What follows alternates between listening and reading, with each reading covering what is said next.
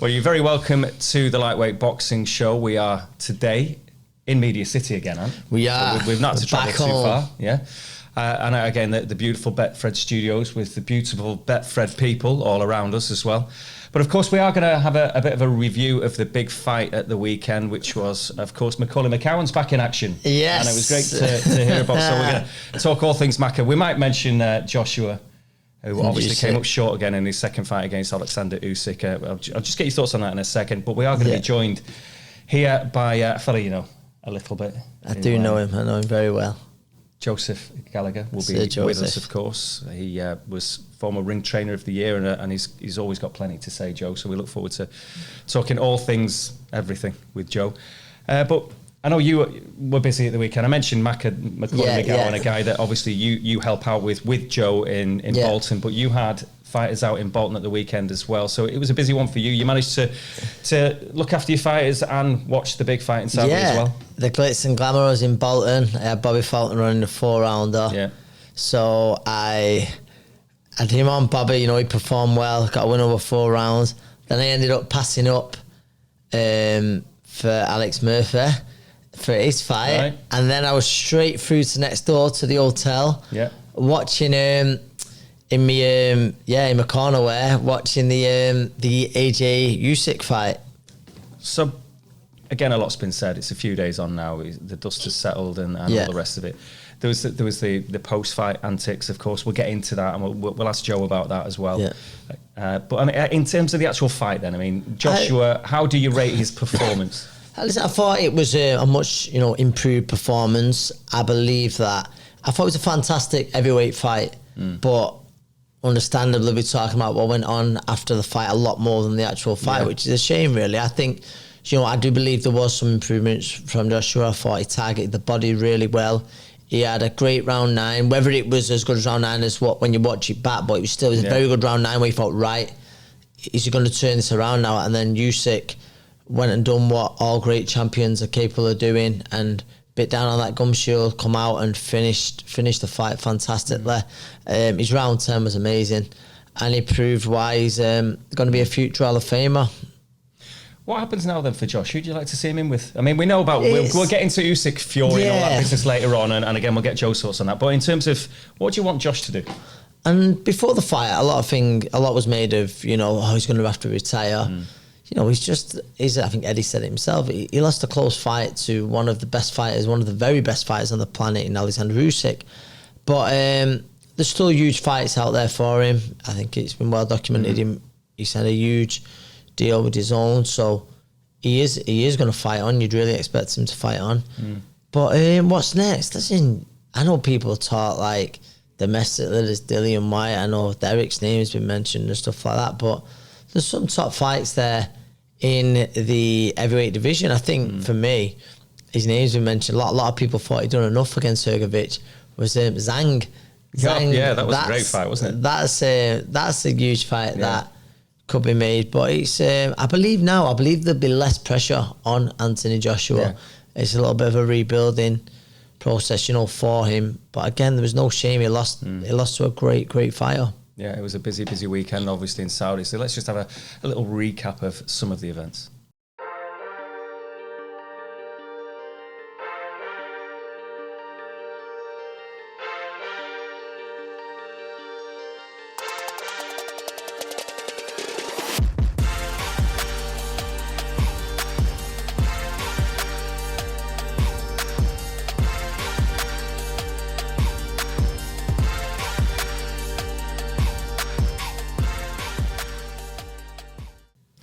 So we look forward to the next steps of Anthony Joshua, and again, it's going to be a busy calendar going forward now between now and Christmas. We might even see him out before Christmas, and who knows what's going to happen. But as mentioned before, we've got to get to our main guest, Anthony. So it's always good for you to meet a familiar face, because you only see him 3 or 4 times a week anyway. Yeah, so we thought it's not enough. We thought we'd bring him in for a special chat. So here's Joe Gallagher.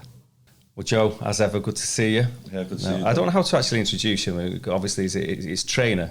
Supreme trainer, but obviously a manager and a promoter as well. And the M22 promotions, is that something that's still something you're going to look at doing down the line against, give next gen kind of kids a chance? Is that the idea with that?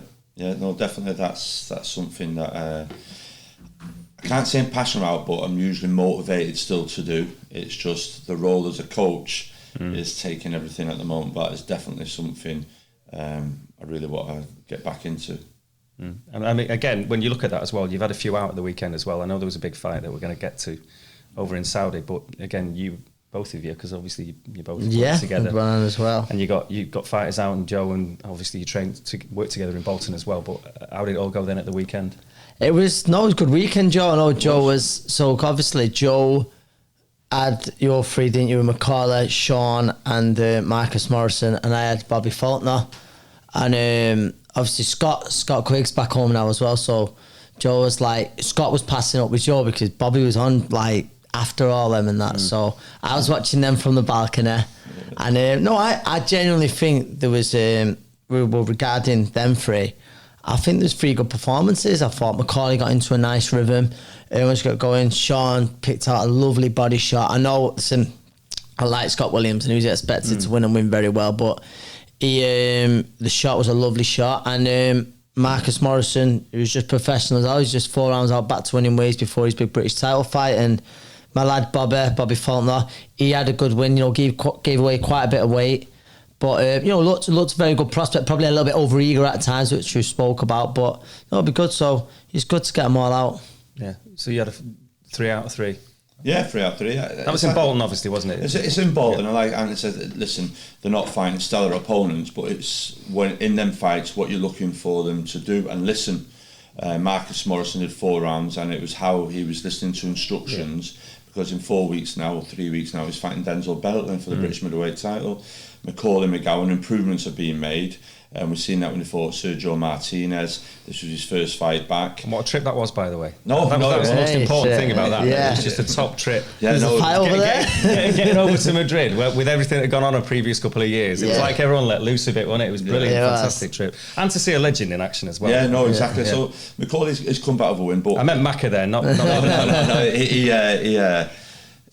He performed well. And then Sean Yaxley, like Anthony said there, I said if that was filmed, that'd be, or if that was on Sky or BT, that'd be in your top 20 knockouts of the year.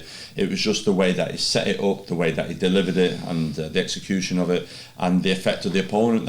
He was still rolling around a minute later on the canvas. It was just a brilliant, well-placed shot, and that'll give him huge confidence. And I said with them 3, listen, you've got to be out again very quickly, again soon, and then you're all got to be in the title mix. So that's it for them 3. Hopefully now 2 of them have already got dates now, out again October the 7th, and Hosea Burton was due on the bill, but he didn't fight, but he's got to be out in October as well. We'll get back to the stable in a bit, but obviously one of the main talking point of this week has been what happened in Saudi a few days ago. So, I mean, what did you make of it? Firstly, the performance of Joshua, the performance of Usyk, and then what everyone was talking about afterwards with maybe Joshua just losing it a little bit, which again can happen obviously. So what were your thoughts on when you were watching it unfold? AJ, people say it was the best AJ. I disagree, it wasn't the best AJ. I feel I've seen AJ box better for other fights along the way. But I feel he acquitted himself a lot better this time than the first time he fought Usyk. So there was improvements made on him. The defensive wise, I felt he held the shot a lot better this time. I thought against the southpaw, every time he turned, he had that left hook blocked very well. Stamina, Joe? Did you think stamina-wise? Did you think stamina was a bit better this fight? I disagree. I think it's because he never threw nothing for 5-6 rounds. Yeah. So his stamina did. The pace, and they really were wanting to make sure he had stuff in the engine down the straight when Usyk came strong like he did last time. There was times when you seen glimpses early on when as a catch counter to a body or a shot, and you thought, oh, there's something here, he's ready to let it go. But I feel that Usyk was just that one step ahead again.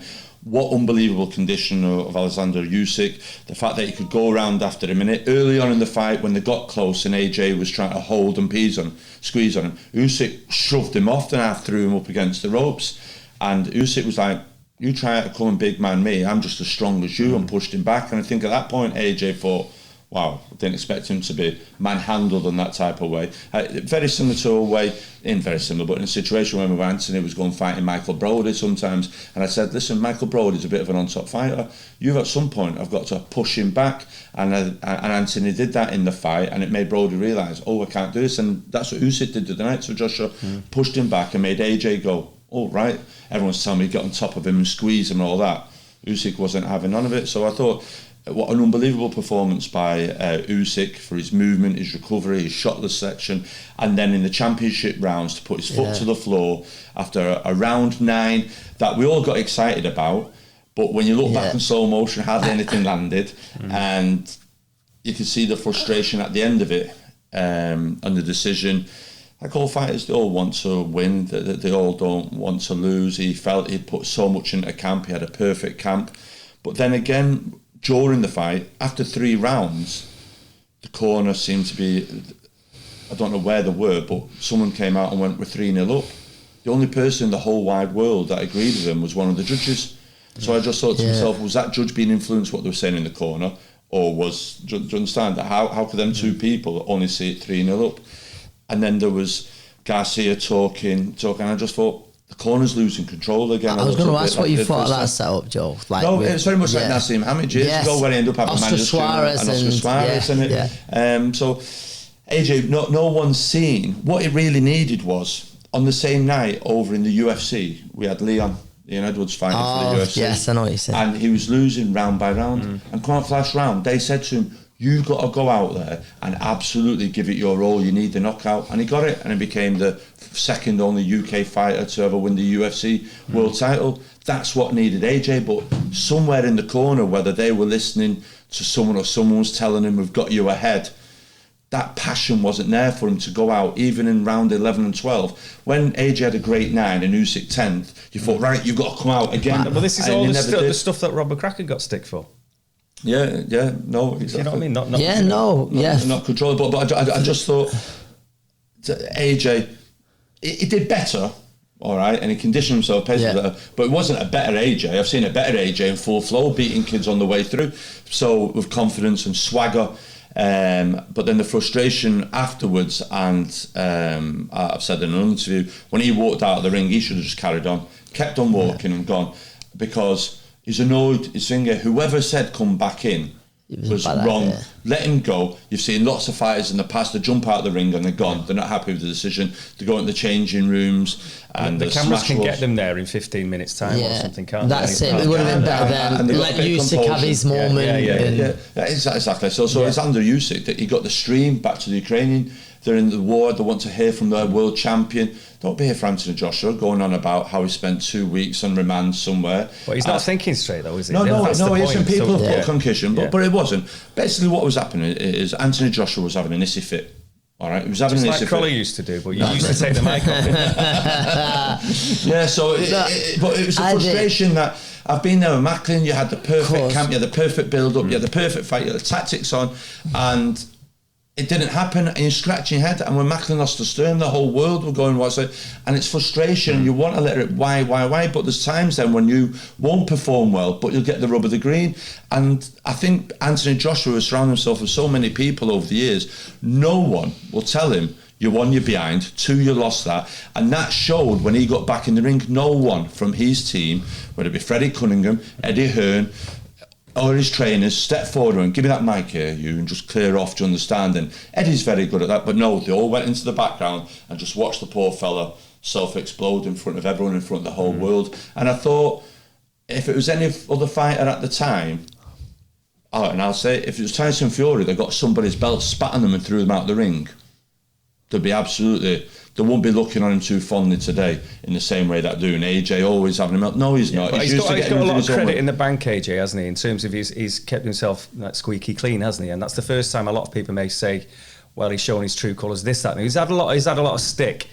for losing his head a little bit. But it's Fury's a different animal. Fury's kind of, he's been saying things all through his career, and he's been doing things. He's a different man. I say Tyson Fury, but any other fighter, okay, that hasn't been thinking. All right, whether it be Crolla, whether it be Quick, whether whoever else fought in a world title, whoever's fighting for a world title, to turn around and take the champions' belts. I don't know how we got them, the ring belt, and spit in them and throw them out.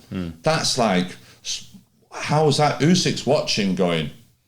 And you can see him on telly going, okay then, and then he walked over to go and get the belts. Yeah. It's like, what's going on here? And it was just people around him. The answer to that, like I said to someone else, I said the team around him, they disappeared quicker than Debbie McGee the other night. It was like, where's everyone gone? No one went in. And that's one for the kids, that joke. Well, but it really was. And since then, it's all gone radio silence. Do you understand? People would be out there, they'd be doing the Monday, the Sunday sermons and everything, and it isn't. And I just felt like someone at Terry, who does Highfield Boxing, has done a brilliant job. If you look at it, you might have seen in social media, there's 4 little videos, and he talks through Anthony Joshua's motions in the ring from where it all started, where he was arguing with Lomachenko, where he was fist bumping hard, when he got out of the ring, when he came back in, where was his team, his security, Eddie Hearn, his trainers, and it's a brilliant, I think it's hitting up to nearly 2 million views now, and his latest podcast is unbelievable how he breaks it down on it, and he's called it the Anthony Joshua Project. Now the Anthony Joshua Project is over now, and hopefully we'll see the real Anthony Joshua, but the project of him getting out there, being commercially liked, being well media trained, well polished, that's over, the project now, and hopefully this is the real Anthony Joshua, and Anthony Joshua can be Anthony Joshua, because I feel Anthony Joshua being the real Anthony Joshua, like Tyson Fury is the real Tyson Fury, people warm to him a lot more, because a lot of people are thinking, that's not AJ. Everyone knows that's not AJ, people around him. And I just think, hopefully, AJ just does be AJ now, because I think a lot of people warm to him a lot more. But want to just bring in a fella that's retired, but he might make a comeback. I don't know what you think, Tyson Fury. Mate, we don't know what he's saying. Do you know what? I think we were talking about before. Tyson's a very clever man in the sense where, I know he seems crazy, but headlines, everyone's talking now straight away. And I believe... Has he maybe helped Joshua, though? That's what I was about to say. He's probably helped AJ, because now everyone's sort of forgetting about what happened after the fight, and they're talking about, so is Usyk going to fight? And I love it the way like Tyson goes, if it was Joshua, I would have fought him for free. But for Usyk, I want half a billion. Free in the UK on not a TV platform, BBC One, ITV or whatever. No pay-per-view. But now it's Usyk, he wants $500 million. And whatever it'd be. And obviously there's talks already of possibly a date, the day before the World Cup final in Dubai. And people laugh and joke about it, but them rumours don't come without any smoke, without fire, to understand. And Frank Warren, he's very confident. The fights, there's a willingness from him. Bob Arum, Usyk is under a no promotional deal to get this fight done, and I do think that is a fight that could really genuinely happen before Christmas. I really do feel, while it's hot, and I think Tyson's done very smart by being like that, to take the play away from anything that AJ's team or Eddie Hearn's team might suggest about a third fight. Everyone now is talking about that fight, Tyson and Usyk. Everyone's talking about that. Like, people have stopped talking about, and probably from Usyk's where he's not done a favour. Joe mentioned it there. It was a fantastic performance from Usyk, but everyone just like, is Tyson Fury the man to beat him, or can he not solve the puzzle of Usyk? But no, I think he's going to punch right through him, and he's just a middleweight. I mean, that's Fury's line on the whole thing anyway. So, but Tyson is such like a box of Quality Street. You don't know what sweet you're pulling out of the box, do you? But he doesn't either, does he? No, he doesn't. He wakes up one day and goes, Joe, what today? I'm just got to be like this. I'm just got to be like... But so are other people, but it's not highlighted. And promoters wake up one day and go, what shall be the narrative today? And they'll put a story out and everyone jumps on it. And Tyson Fury is just doing the promoter's job. Yeah, he's a promoter's dream, isn't he? Yeah, he's a promoter's dream. And we all laugh and can't take him serious. But, you know, Tyson, he most probably thinks himself he can go out there and hit him and hit him in the stomach and down there, and he's big enough to do it. I think it's a great fight. I think people are saying, oh, it'll be a ball fest. I don't. There's two ways. You could have a Holyfield, Riddick Bowe type of fight, where you have a small man really pushing the big man and they really let go and the exchanges flow, or it could be a boring fight. But it'd be interesting to see, could Alexander Usyk hurt Tyson in the way that Deontay Wilder did? And that's quite thinking. Tyson got up and carried on. Usyk's thinking, wow, we know what he's resolved and what he's made of. He's just got to keep coming and coming and coming. Tyson Fury's thinking of Alexander Usyk. No matter what AJ, no matter what's hitting before him, Usyk's got up and come back and come back and come back, even as an amateur in fights. So it's a great fight, and I'd really. Well, is it worth $500 million? That's down for everyone to decide. That's down to the public whether they want to pay. That at the arena at the weekend when we were over there, Council with George Road, didn't look like it was sold out. So are you going to go over there and it's only the highly privileged people who will be able to afford to be there in attendance, and now we're all going to have to pay. It's not going to make money on ticket sales, though, is it? It's going to make money on pay-per-view. No, pay-per-view. So that's what I'm saying. So are we going to have to pay even a bigger premium to see this? Now, if that at the weekend was £27, who's it going to go to? Is it going to go to BT? Is it going to go to Sky? And at what price? Are we going to get our first £50 pay-per-view? There's talks in the past when AJ was going to fight somebody, that possibly Tyson, rumours were circling around that it'd be like AJ Tyson, around that £49-50 bracket. Will this be it? It's the only way they can create that type of money. Yeah, the platform will be interesting as well. I mean, in terms of obviously with Frank's pushing BT, isn't he? So that's where he wants it. Yeah, that's something to think about. You can't have BT, but like time, Sky had it on their platform that you could buy access through them through the BT. So that's very workable, and I'm sure all parties have come together to make that to the type of money or to drive it. But that'd be a huge fight. That would. Who wins that fight? I've always said fit, focused Tyson Fury is the best heavyweight on the planet, and I'm going to stick with it. But I do think there's problems. I've said it before on here, but because Joe was with me when he said it during Russ Abner, I remember when Usyk was moving up, and obviously Russ Abner's a big part of that team, and he said, we're confident with any heavyweight, including Joshua, other than Tyson Fury. We think that's the real tough one. Not saying it's not a fight you can't win, but it's a fight that it's going to be tough. Do you know what I mean? I think Tyson will use his size a little better than AJ did as well. So I do lean towards Tyson. But little fellas have given him trouble before, don't they? Steve Cunningham he was a cruiserweight, wasn't he, basically? Yeah.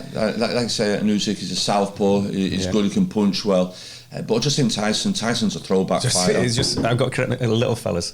Yes. Exactly a little fella, you know what I mean? But Tyson's a throwback. He reminds me an awful lot of Larry Holmes, tall, upright, fluid with the jab, good upper body movement, slips, moves left, move right, good variations in his shots. Like I said, a bit like Bowe, but Tyson's more a Larry Holmes type of fighter, and I think he'll always find a way to win. A lot of people haven't picked up over the weekend. Alexander Usyk also said, if I'm not fighting Tyson Fury, I'm retiring. Well, Alexander Usyk said that. He's like Alexander the Great. There's no other challenges for him. And he is a great as well, I think. Saint Usyk, they're calling him now. What I'm saying, so for Usyk and Tyson Fury, for him not to fight, both these fighters have got to go away and retire. And I know Tyson says, well, he's got to take around time. Usyk's going, well, if I don't fight you, then I'm retiring, and the whole world will never see that. There's also mandatories. They're all chomping at the bit. Do you understand? Deontay Wilder's back fighing now. He'll most probably put himself in position to fight for that WBC belt. Joe Joyce, Daniel Dubois. Do you know what I mean? Hrgovic. So that there's all them all lining up. So there isn't that big a window for him. Now the WBC is saying, we've got to give him Tyson a week on Friday and everything else. But like Frank Warren said, we've just had our mandatory. Our next mandatory isn't due till next year. So what he's going on about, and I believe Frank said yesterday he's had the letter, and Tyson has got to defend that belt. So I don't know. There's red herrings and smoke screens and everything going on at the moment. But through it all, there's a fight to be made. There's a willingness on both parties. And while Tyson's out saying what he's saying, Bob Arum, Frank Warren and Team Usyk are sitting down and trying to get this fight done. You've got enough going on anyway, away from that one, you've got your own battles to worry about coming up, because you've got a busy few weeks, haven't you? I mean, you've got Liverpool next week. September. It's a big night. Talk us through what's going on. What's the schedule like? Well, this has been a really good year up to now, and 2022, and it's just like we're coming into September now. People say we're beginning next season. There used to be seasons in boxing, but there doesn't seem to be now. But September, next weekend, we've got Natasha Jonas in a unification fight. Fighting Patricia Berghout for the WBC belt, Natasha with a WBO belt on the line in a unification at Liverpool. I always get nervous in the big fights, but more so with Natasha. It's a really, really hard fight. Berghout was training to fight Cecilia Brackhouse, which was supposed to have happened last weekend. That fell apart, and she's turned around and gone, all right, I'll fight Natasha Jonas. That tells you that's someone that's coming to pick up a title. That's what someone's got to roll over on the floor. It took Tasha a while to get her head round fighting Patricia Berghout. It was always promised it was Hannah Rankin. We agreed it happened. We agreed for Hannah to have a defence in May. We didn't fight in May because we were promised Rankin in September. And then for him to pull out at the last minute, it was a monstrous offer. We can't blame Ben Shalom, a boxer. We can't blame Sky. It was just I don't think there's a female boxer apart from Katie Taylor that was getting that type of money for fighting Natasha Jonas. But anyway, we move on. So I've got Tasha's head round it. She's in camp, training and sparring. And it's been a hard camp. I'm not saying it's an easy camp. We at this times we're struggling to be able to do what we can do, that we need to do.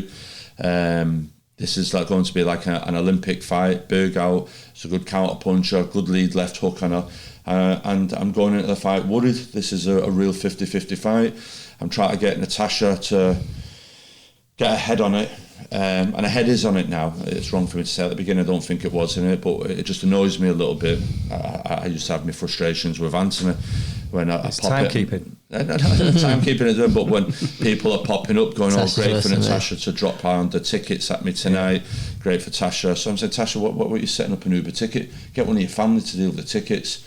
You're doing too much, what I call, you're too much bits and bobs, and you're not doing enough bread and butter. Your bread and butter is in the gym and resting, but you're doing too much bits and bobs. You're here for an interview, you're there dropping tickets, you're meeting that one and this one, and it gets up to you before you know it, you're in round 7 of fight and you're knackered, you're not resting. And I wish lockdown boxing was back in for this fight so I could kidnap Natasha for the fight week. So tell us about, because I know it's something that you're very proud of, the academy. Oh my God, yeah. So go on, what's happening with that? So the academy, obviously... So just for people that don't know, what is the Joe Gallagher Academy? Yeah, the Joe Gallagher Academy, it's for 16 to 18 year olds boxing course for in association with England Boxing. It also calls out a BTEC English and Maths qualifications, and it also helps them prepare then to go on into university, where people in the past that have gone into study mental health or sports science or psychology or whatever, S&C. But last week was results week for everyone. Yeah. So first of all, I was hugely proud of my daughter. She got into her university that she wanted to. Shout out to Sophie. And she's been through an awful lot for a kid that had a meltdown in mock exams last year to pick herself up and come back. God, it's making her sound like Rocky here. But anyway, I'm hugely proud of her. But then the students, everyone got their predicted grades. No one failed. So I'm so happy about that. And then the students that had applied for the universities, they all got in their first choice universities. So as far as the academy last year, them doing really well in national championships, Paige doing well, winning national titles, going representing England. So the kids that are travelling from Liverpool, kids from Stoke, we had an outstanding year on the boxing front, representing the clubs in national championships and the team. But then for them all to go then and pass academically well and go into university, it's just thriving. And now this weekend, Saturday, we've got the enrolment day. We've hit figures recruiting again, and I'm hugely proud of it. Tony Chandler and Elliot Dillon. I've got to give a shout to Elliot Dillon. He's just passed his England boxing level 3 coaching qualification, which is huge. And he's doing really good as a professional coach as well. He looks after Casey Brown, and he does the boxing coaching and S&C at the academy. So everywhere, at every point, everyone is growing and flowers are blooming and success and is rubbing off on everyone. So yeah, everything's thriving on all fronts. But I'm usually proud of all them students for persevering, and they had the trip to Tenerife in summer as well, training camp out there. So it's just bang, bang, bang, one thing after another. We had driving forces, Judy Murray, they turned up this year, and Fred from First Aid has promised me he's got to come down. I'd like you, Dom, to come down and do media training with them one day and sit down with it.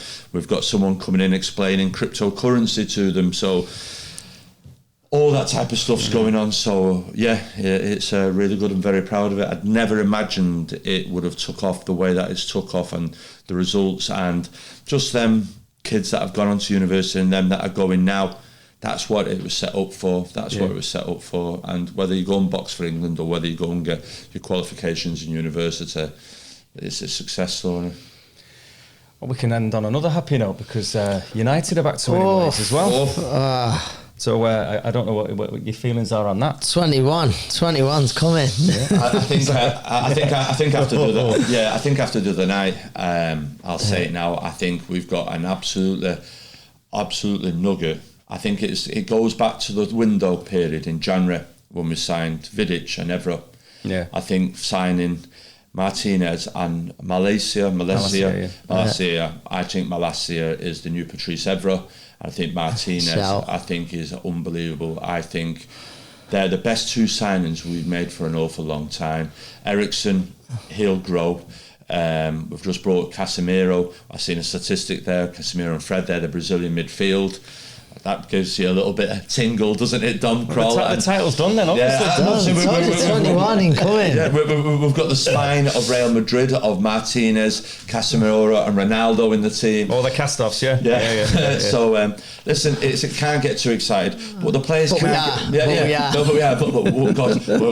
absolutely... But we can't... That one win... Please don't go and lose playing a green.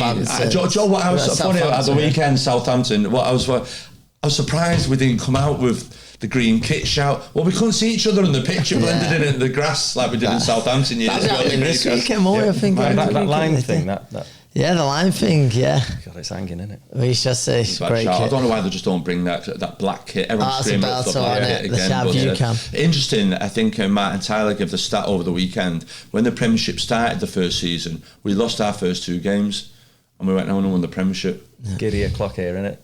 And rightly so. We're above Liverpool, that's all that matters. Do you know what I mean? We only missed out by a point, and so we'll see how it goes. But listen, Leeds had a great result. This part of the season, there's always all types of results going on before it settles down. I really hope now United can kick on and get points in the bag before. I'm not saying we're in the Champions League, but I do feel the Champions League, that's when if Liverpool and Man City do drop points up because of that hectic workload that they've got going on, and United can put all the Premiership points in the bank. It'd be great to finish 4th. If you look at all the top pundits, whoever they are, no one picked United to be in the top 4. Probably rightly so as well, to be honest. In fairness, but we shall see. Well, Joe, as ever, thank you very much. We'll get you to open up next time. So we'll get you chatty next time. Always a good, lengthy chat with Joe. It is. Always he's... You're not scared to say what he thinks, what he feels. There's no offence for him, I don't think. I think it's fair certainly no spoilers. Yeah. Ace to speak to Joe, and he's got a busy few weeks coming up, of course. A busy few weeks for yourself. You're going to be obviously with your own fighters and assisting Joe with that busy schedule. But if you think about the schedule coming up, a lot of the time when you get a big fight like an Usyk Joshua, there's a bit of an anti-climax, but you can't catch your breath. You've got Liverpool in next September, week after week. Liam Smith, Natasha Jonas, and again Clark Smith, who again a lad that we know, and that's why it's exciting, a debut like that. Yeah. Shields Marshall, the all-female card, September the 10th. Yep. Followed quickly by Canelo Triple G. The 3rd instalment, which not many people are looking forward to, but who knows? Triple G might roll back the years. Could be fantastic. It could be. I know he's at the wrong side of 40 now, but he looked like he's still slow start and all that in the last fight. Anyway, we're going to do proper previews of all these coming up. We've got the 24th, we've got then Joyce Parker here in Manchester. And then over in Nottingham the same night. You've got Leewood, it is a shame, Leewood Lara, of course, the guy that still gives, I think, Josh Warrington nightmares. And then they just keep coming. Well, so September's going to be busy.